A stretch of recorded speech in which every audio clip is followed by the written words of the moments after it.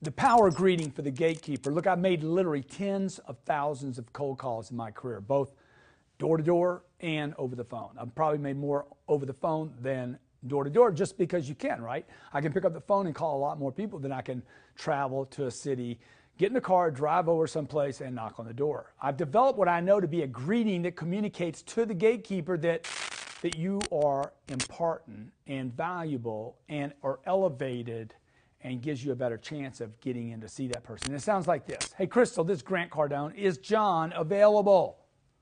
It's Grant Cardone. Is John available? Notice, I know the gatekeeper's name, okay? Announce yourself, not where you're calling from or who you're with. I didn't say, hey, I'm with Cardone Enterprises down in Miami. I didn't do any of that. My name's Grant.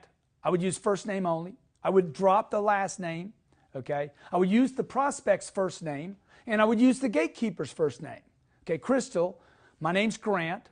It's Grant Cardone. If you want to add a second name, do it on the pass-through. My name's Grant. It's Grant Cardone. I'm calling for Dick. Okay? And use the first name as you know this person.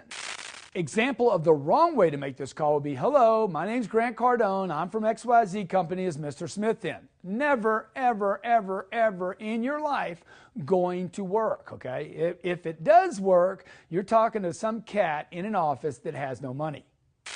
Look, I can almost guarantee, I mean, you heard it, that if your call sounds like this, you're going to get further screened. You're probably just going to get dumped because you sound and have identified yourself as a salesperson. Now, no problem with being a salesperson, but it is a problem when you're just a salesperson for the gatekeeper, because remember what their job is, not to waste Dick's time.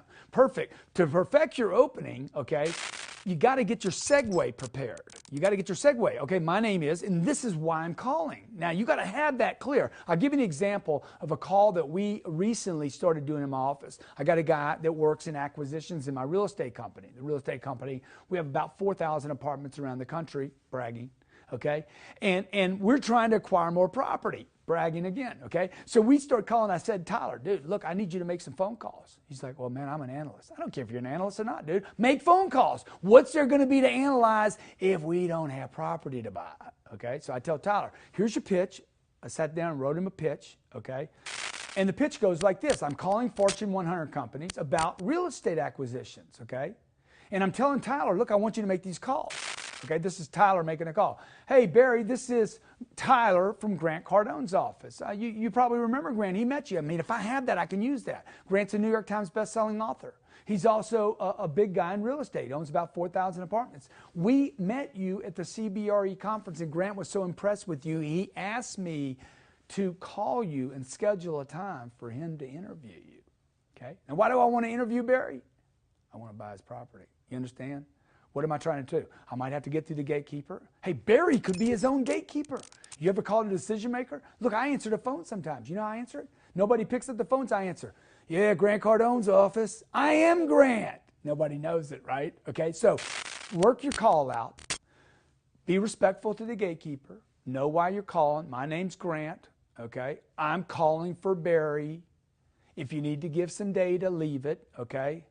If you need to use some other data to get to the real reason you want to see some people do it, but work it out. You got to work it out. Okay, the gatekeeper's not your problem, it's your opportunity. Let it be somebody else's problem.